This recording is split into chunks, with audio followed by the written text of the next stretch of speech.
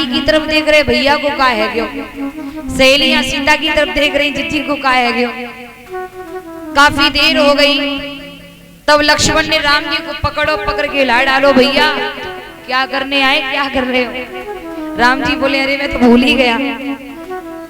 सहेलियां सीता से बोली बहना कहाँ सोच रही। सीता बोली अरे कुछ नहीं, चलो जाकर के गिरजा मैया के मंदिर में पूजा करती हैं सीता जी, और वरदान पाती हैं कि धनुष तोड़ने वाले हो यही भगवान श्री राम, हमारे जीवन साथी हो यही भगवान श्री राम। इधर राम जी भी पुष्प लेकर गुरुदेव के पास पहुंचे। इधर सभी लड़कियों के साथ में सीता जी महलों में पहुंची। जनक को खबर दी है कि महाराज विश्वामित्र जी राम लखन को लेकर के बाग में आए हैं। तो महाराज जनक जी रथ तैयार करके ढोल नगाड़ों के साथ में विश्वामित्र को और राम लक्ष्मण को सम्मान से अपने महलों में ले गए। उनका बहुत सम्मान किया। धीरे धीरे जो समय निश्चित था, बड़े बड़े राजा महाराजा धनुष तोड़ने के लिए आने लगे। बड़े बड़े राजा महाराजा आने लगे। महाराज यहाँ पर भी बाबा जी ने बड़ी सुंदर बात लिखी है। भूप सहस्त्र 10 एक ही 12 लगे 58 टरहे न। भूप राजा सहस्त्र हजार 10,000 सहस्त्र हजार 10 बोले 10,000 राजा एक ही 12 एक ही बार में उस धनुष पर लग गए। लेकिन धनुष टूटना बहुत बड़ी बात है, किसी से हिला भी नहीं।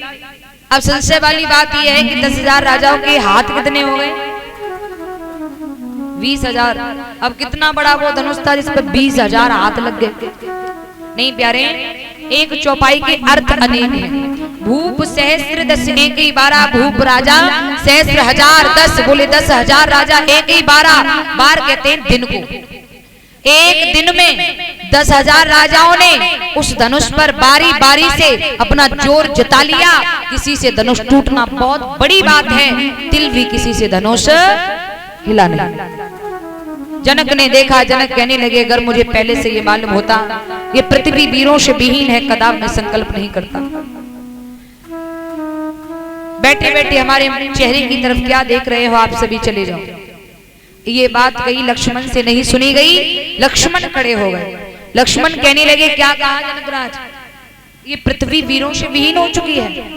अरे तुम्हें नहीं मालूम कि मैं चुप क्यों बैठा हूं।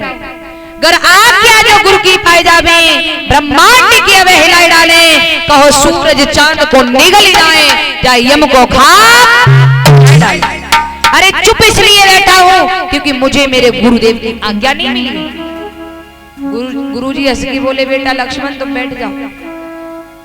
अब संशय वाली बात क्या, लक्ष्मण सीता के साथ शादी करना चाहते थे जो पहले बोल गए। क्यों महाराज?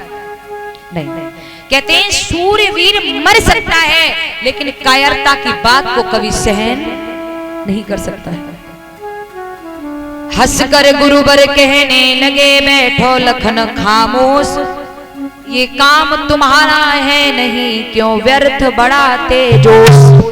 गुरुदेव कहने लगे बेटा बैठ जाओ, ये काम तुम्हारा नहीं है, अभी तुम्हारा बड़ा भाई है। लक्ष्मण खड़े हो गए। गुरुजी ने राम से कहा उठो राम जो भव चापा और मैं तो तात जनक परितापा। बेटा राम खड़े हो, जनक के संताप को दूर करो। लक्ष्मण खड़े, राम जी गुरुजी के कहने पर खड़े हुए। सहज ही चले सकल जग स्वामी, सहज ही चले। और सब राजा महाराजा कैसे चले? भगवान सहज चले, लेकिन जो और राजा महाराजा तोड़ने के लिए धनुष उठे थे ना, वो सहज नहीं, वो बड़े घमंड में चले, हाथ पैर फटकारते हुए, मोछ का दांव लगाते हुए चले। लेकिन राम सहज ही चले सकल जग स्वामी। कैसे? मन हो मंजुवर कुंजर राम। हाथी की चाल, श्री राम जी हाथी की चाल चले। राम जी उठे, गुरुजी को प्रणाम किया, एक नजर सभी को देखा और हाथी की चाल धीमे से आगे को बढ़े। राजा महाराजा सभी अपनी अपनी कहने लगे अब चढ़िए चिड़िया पहाड़ को तोड़ो, हम जैसे राजा महाराजाओं पे धनुष नहीं टूटा, कल को चोरों धनुष तोड़ेगा। लेकिन राम जी हाथी की चाल चल रहे हैं। बनो मंजुवर कुंजर गाली, धीमे धीमे धीमे धीमे। आपने देखा होगा गांव में हाथी आता है। आपके गांव में कभी हाथी आया है? जी, गांव में हाथी आता है। हाथी के आगे श्रद्धालु लोग हाथ जोड़कर खड़े मिलेंगे, और अगर कोई आ जाए ना तो बड़े बूढ़े कहेंगे बच्चों से, अरे बेटा ये गणपति महाराज जी ने प्रणाम करो।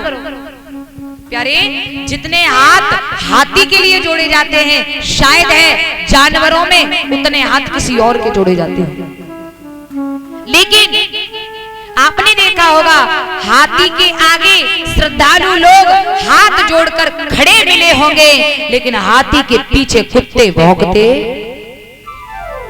सही बात, भौंकते मिले होंगे।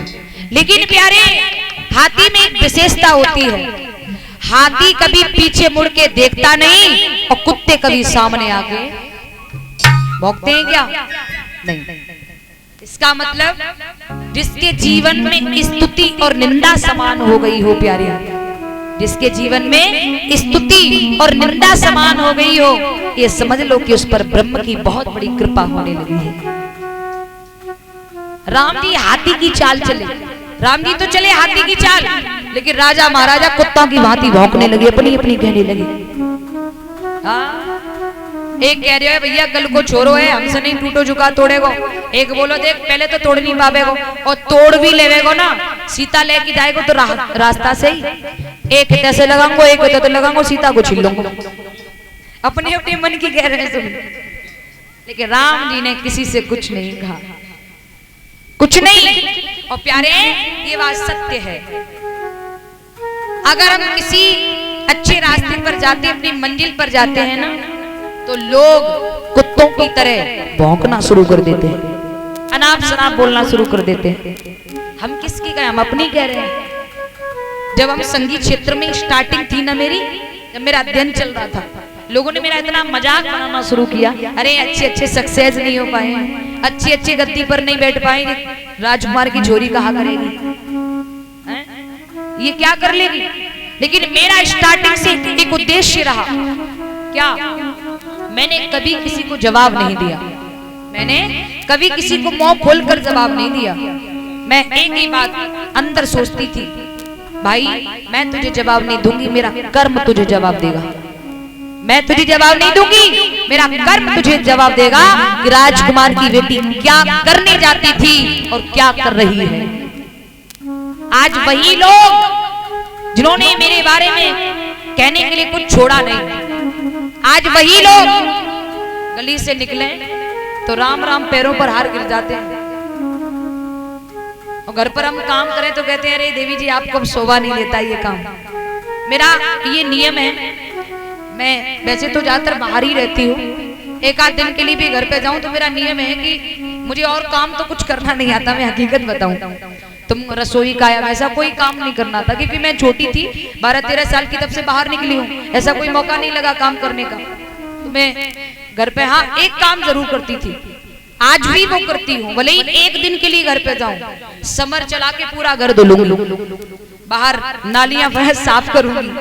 तो लोग कहेंगे अरे लाली जी शोभा नहीं देवे अब तो तुम कहां से कहां पहुंच गई, अब नाली साफ करना तुम्हें अच्छा नहीं लगता है, ये मत किया करो। मैंने कहा क्यों? प्यारे, कितने भी आप बड़े करोड़पति बन जाना, लेकिन कभी अपने अतीत को मत भूलना।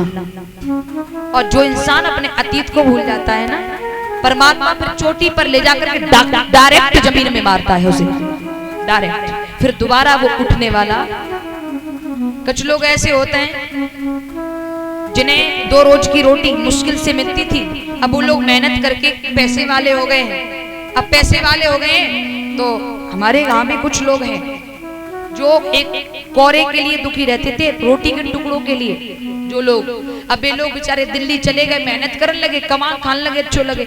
अब ये बिटिया या लल्ला बे गांव में आवे तो कहते हैं अरे हम भी देखें भैंस का दूध कैसे निकाला जाता है। 15-20 साल तुम गांव में रहे, खेत कंडा भी नहीं, लकड़ी भी नहीं, खेत हार तुमने लाई की, और 2 साल के लिए तुम शहर में चले गए, तुम यूं कह रहे हो दूध कैसे निकालो जावे, हम भी देखें। इसका मतलब ये अहंकार का प्रतीक है प्यारे, ये अहंकार का प्रतीक है। कितने भी करोड़पति बन जाओ, अपने संस्कारों से, अपने कर्मों से, अपने शिष्टाचारों से कभी भी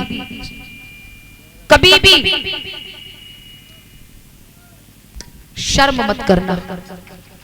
कभी भी अपने माता पिता, लंगड़े हो, लूले हो, काले हो, गोरे हो, गरीब हो, अमीर हो, कभी भी माता पिता में शर्म मत करना।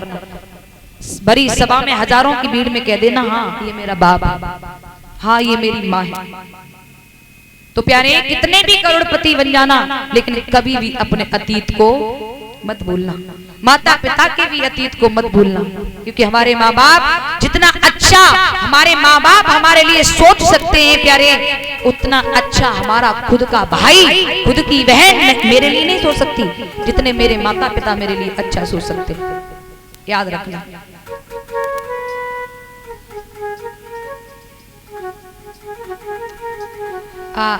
एक बात आई, मैं जहाँ रह रही हूँ वहाँ एक माता जी आई, थोड़ा चर्चा हुई तो बोली, लाली तुम तो संगीत में हो। मैंने कहा शादी करोगी? मैंने कहा शादी क्यों ना करेंगे भैया, भाई अभी हाथ पैर चल रहे हैं और कल को हाथ पैर हमारा चलने बंद हो जाएंगे, हमारा साथ कौन देगा?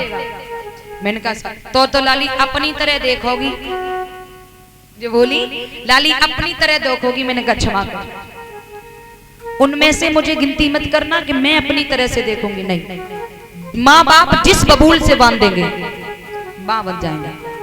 अगर मुझ में हुनर होगी तो खुद भी साधक बन जाएंगे, उस घर को भी बैकुंठ बना देंगे। अगर मुझ में हुनर होगी तो इस पर डिपेंड है। क्योंकि आजकल मैं कहना पसंद नहीं करूंगी, फिर भी कहूंगी, आजकल जो कथावाचक हो गई है ना, चंद पैसों की वजह से माँ बाप के सपनों में आग लगा देती है, अपनी खुशी देखती है, अरे मुझे मेरी जिंदगी जीने दो। ऐसी बेटियां हैं जिन्होंने अपनी राजी बाजी से शादी की, जिनके पिता फांसी खा के मर गए और किसी के पिता अभी पेंडिंग में चल रहे हैं, मरने में है। किसी की वजह सिर्फ शर्म की वजह, क्योंकि माँ बाप ने क्या सोचा होगा, माँ बाप के अरमानों में आग लगा रही हैं। ऐसी बेटियों को चंद चुल्लू भर पानी में डूब करके मर जाना चाहिए। क्योंकि प्यारे जितना अच्छा मेरे माँ बाप मेरे लिए सोच सकते हैं, उतना अच्छा मैं खुद के लिए कभी नहीं सोच सकती। हमारे लिए जितना मेरे माँ बाप अच्छा सोच सकते हैं, खुद का भाई मेरे लिए इतना अच्छा नहीं सोच सकता जितना मेरे माँ बाप मेरे लिए सोच सकते हैं। क्योंकि हर माँ बाप अपनी संतान के लिए, चाहे लड़का हो चाहे लड़की हो, हर माँ बाप अपनी संतान के लिए इतने दूर तक का सोच लेते हैं, सोचते हैं, जितना माँ बाप को छोड़कर अन्य किसी इंसान की औकात नहीं है जो इंसान सोच ले।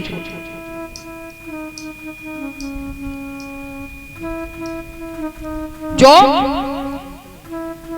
खुद की जिंदगी, खुद की लाइफ के चक्कर में माँ बाप को खो रही हैं, ऐसी बेटियों को बिल्कुल भी कथा कहने का अधिकार नहीं है। अच्छा खुद ही सोचिए, कथा कहने का समाज में भी रहने का अधिकार नहीं है। कथा तो बहुत बड़ी बात है, क्योंकि काफी ऐसे हादसा हुए हैं, उधर की आपके इधर तो खैर कम है कथावाचक, हमारे उधर ही ज्यादा है, एटा इटावा मैनपुरी सुकावाज साइड में ज्यादा ही मिलेंगे आपको। तो उसमें से ऐसी बेटियों के माइंड में कीड़ा हो गया है, मैं क्या बताऊं। काफी बेटियों ने तो माँ बाप की जान ले ली, कहू की माँ मर रही है, कहू को बाप मर रहा है, कोई घर छोड़ के भाग रही है।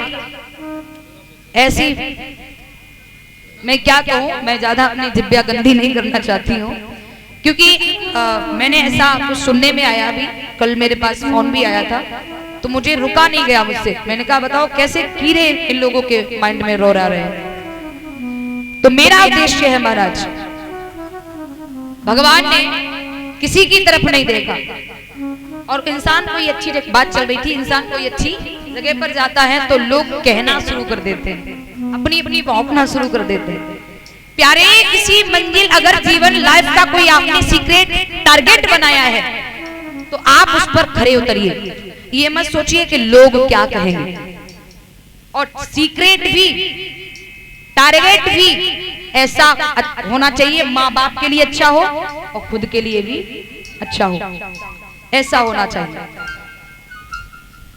तो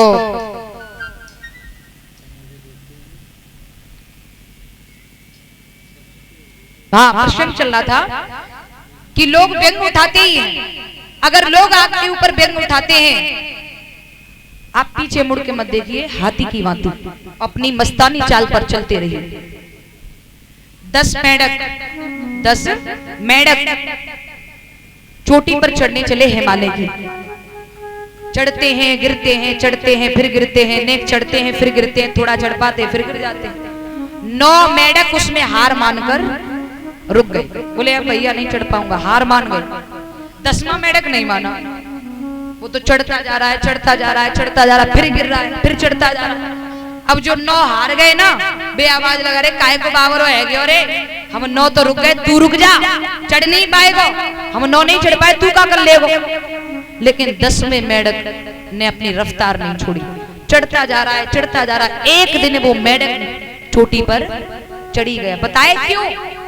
क्योंकि उस 10वें मेंढक को सुनाई नहीं दे रहा था, क्योंकि उस 10वें मेंढक को सुनाई नहीं दे रहा था। प्यारे, किसी अच्छी राह पर निकलो, लोग कुछ भी कहें, कानों में रुई लगा लो, समझ लो कि मुझे सुनाई नहीं दे रहा। कहो सो कहते रहो, मैं अपनी राह पर अच्छा हूं, माता पिता की खुशी है, अपनी मंजिल को पाऊंगा।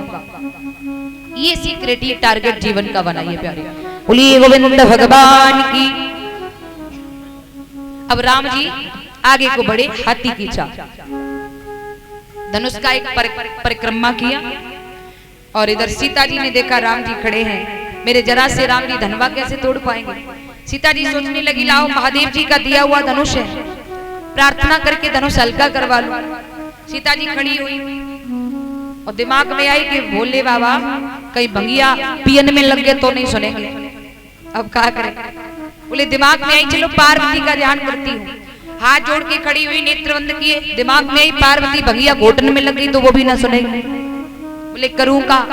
तो सीता जी ने स्वयं उसी धनुष से आग्रह किया, हे धनुष महाराज, हमारे भगवान श्री राम आपका जैसे स्पर्श करें, स्पर्श होते ही आप टूट जाना।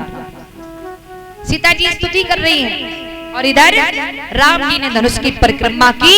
और परिक्रमा करने के बाद प्यारे लेती चढ़ा वत की चल गाड़े,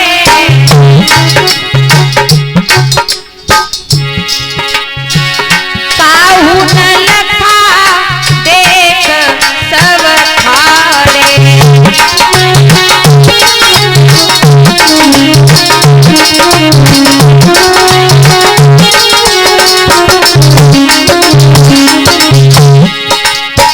चढ़ावत पे चढ़ गाड़े, ले चढ़ावत पे चल गाड़े, ले चढ़ावत पे चढ़ गाड़े, ले चढ़ावत की चढ़ गाड़े, काऊ ललका देख सब खाड़े।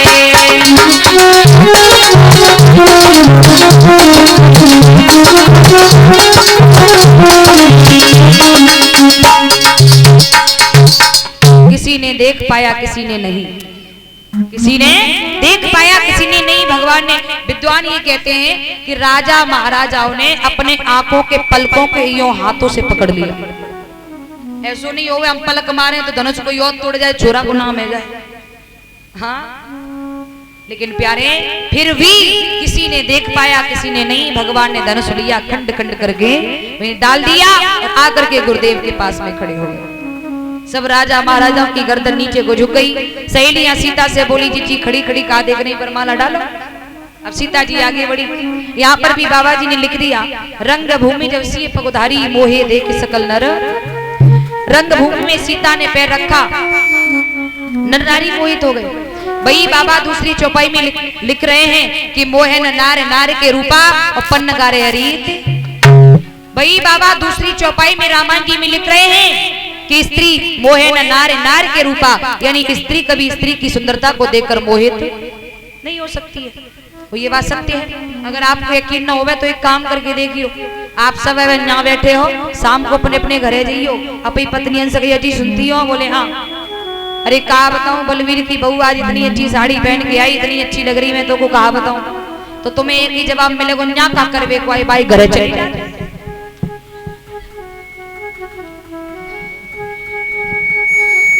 ये सत्य है कि स्त्री स्त्री की बड़ाई नहीं सुन सकती है। अगर फिर भी यकीन हो तो एक काम करके और देखना, आपके गांव में कोई छोरो शादी करके लावे, कोई लाला अपनी शादी करके लावे, अब नई बहुरिया आवे तो आपको मुंह दिखरो नहीं होवे कि नहीं आपके यहाँ? अब दो लेडीज मुंह देखने को जा रही है और दो लेडीज मुंह देखे आ रही है, रास्ता मिल गई, जी कहाँ गई? अरे कहा बताऊं, वो फलाने को छोरा नहीं, माधव को छोरा शादी कर लायो, बहुरिया देखने गई थी। अरे देख आई? बोले हाँ। कहा बताऊं जी मैं तो बड़ी लेट हैगी, मैं तो अब जा रही हूँ। बोले तुम देख आई? बोले हाँ। कहे बहू कैसी है? बेका बोली बहू देखने में रंग रूप की ठीक है, सब कुछ ठीक है, कोई दिक्कत ना है, लेकिन ऐसा लगता है बहू के बीच में थोड़ी की नाक पिचकी हुई है। दूसरी बोली चल नाक तो कहीं तक सही है। बोली फिर हमें ऐसा लगता है कि बहू के दांतन की बत्ती सी थोड़ी सी बाहर को निकली हुई है। मतलब ये नहीं कह सकते बहू बहुत सुंदर है।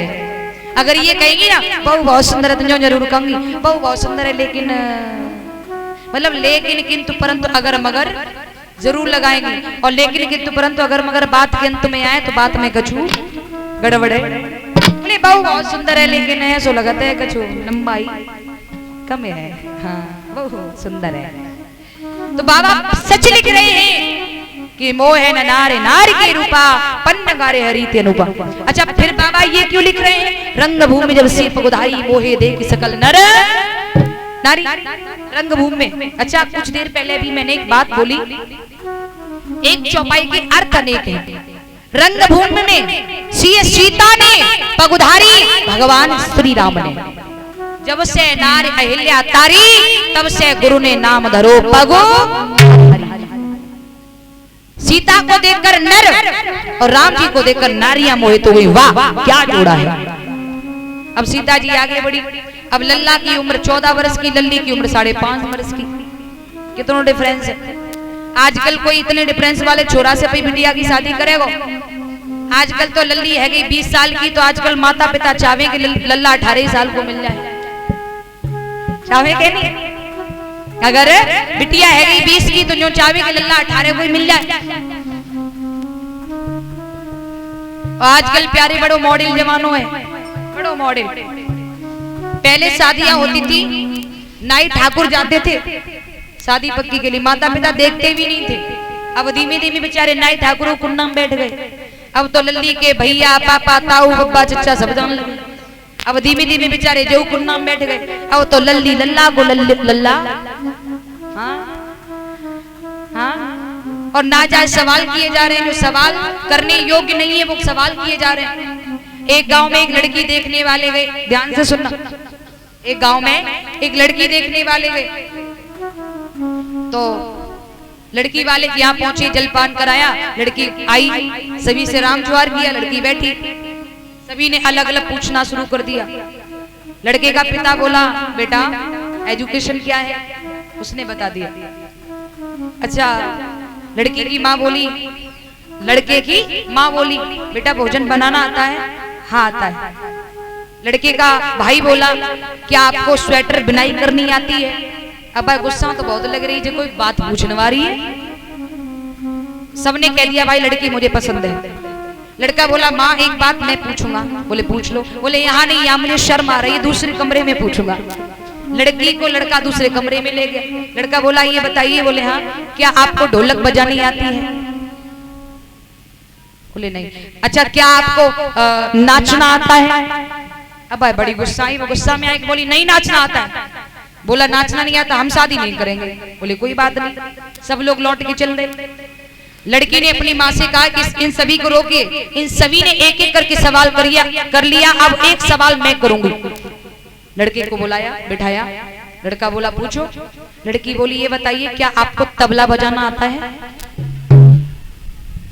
लड़का बोला नहीं आता है। पागल हो क्या, मैं तबला क्यों बजाऊंगा? लड़की बोली अरे बदतमीज, नाचूंगी मैं तो तबला बजाने तेरा बाप आएगा क्या? बोलिए गोविंद भगवान की प्यारे सवाल भी ऐसे करिए जो जायज हो। हम कभी ये नहीं पूछते हैं, लड़का देखने जाएं कभी ये नहीं पूछेंगे बेटा आपको रामायण जी की कुछ चौपाइयां आती हैं क्या, बेटा आपको हनुमान चालीसा आता है क्या, बेटा आपके घर में रामायण जी हैं क्या, गीता जी हैं क्या, कभी पूछा? कभी नहीं। हमारे संस्कार लुप्त होते जा रहे हैं प्यारे, इसी बात का बड़ा दुख है, बड़ा दुख है। आजकल एक और चली है, छोरा छोरी अगर एक दूसरे को देख के पसंद है गए तो छोरा ने छोरी को मोबाइल दे दिया, छोरा नहीं दे पाया तो छोरी नहीं दे दिया छोरा को। यही कारण है आज हमारे रिश्तों में दरार आ रही है, सबसे बड़ा कारण है, सबसे बड़ा। बोलिए गोविंद भगवान की। सीता जी बड़ी छोटी हैं, सहेलियों ने राम जी से प्रार्थना की, राम जी झुकने को हुए, लक्ष्मण ने रोक लिया। भैया क्या कर रहे हो? ससुराल में पहली बार, वो भी भाभी के नीचे। अगर झुक गए पूरी जिंदगी झुकते रहोगे। राम जी सीधे खड़े हो गए, बोले अब नहीं झुकूंगा, अब नहीं झुकूंगा। एक लड़की बोली जी ये छोटे वाले ने कैसो रसम बिस बोल दियो, कैसो रसम बिस बोल दियो। एक लड़की बोली जो छोटे वाले से कहो। लड़कियां बोली लक्ष्मण बरमाला डलवा दो ना। लक्ष्मण हंस के बोले अब बात आई ना, हमसे कहो ना। हाँ तुम तो भैया से कह रही, हमसे कहो ना, हम डलवाएंगे बरमाला। बोले डलवा दो। बोले ऐसे नहीं। बोले फिर? मुझे मेरी भाभी के मुंह से एक वचन चाहिए। भैया की तनमन से सेवा करता था, आज से मेरी भाभी जाएगी मेरे भैया पर अपना पूर्ण अधिकार जमाएगी। भैया भाभी के मुंह से वचन चाहिए, भैया के एक पैर की सेवा भाभी करेगी और भैया के एक पैर की सेवा मैं करूंगा। सीता जी ने वचन दिया, ठीक है लक्ष्मण मुझे स्वीकार है, स्वीकार। तब लक्ष्मण बोले ठीक है लेकिन मेरा इशारा समझना। लक्ष्मण बोले देखो जी देखो, मेरे राम जी भैया ने इतना बड़ा काम कर दिया, धनुष तोड़ दिया, मैं कितना पागल हूँ, अपने राम जी भैया के पैर भी नहीं छुए हैं, मैं छोटा हूँ, पैर छूना बनता है ना। इतना कहकर लक्ष्मण जी राम जी के पैर छूने की वजह राम जी के पैरों पर अपना मस्तक रख के लेट गए। राम जी सोचने लगे बड़ी देर रहेगी जो तो उठी ना रहो। राम जी ने झुक के लक्ष्मण को उठाओ, सीता को मौका मिल गया वरमाला। बोलिए श्याम रामचंद्र की। वरमाला डाल दी। उसके बाद जनक ने पत्र लिख करके दशरथ के यहाँ भेजा है। दशरथ बारात लेकर आए। राम जी का ही विवाह नहीं, राम जी के चारों भाइयों का विवाह होता है मिथिलापुर से। राम का विवाह सीता के साथ, लक्ष्मण का विवाह उर्मिला के साथ, भरत का विवाह मांडवी के साथ, शत्रुघ्न भैया का विवाह सुतकीर्ति के साथ हुआ। ये बारात कितने दिन रुकी? दो प्रमाण है, एक 3.5 महीना और एक 39 दिन। आजकल बारात आवे तो कितने दिन रुके? क्या दिना? एक दिना? ए राम बोलो करे एक दिना नहीं, ज्यादा से ज्यादा 2 घंटा, ओ ज्यादा ज्यादा। और आजकल तो भैया मॉडर्न जवानों है, मेरे जॉब में शादी हो गए, रात ही रात में लल्ला लल्ली की चाय माय करी जाओ पे घरे।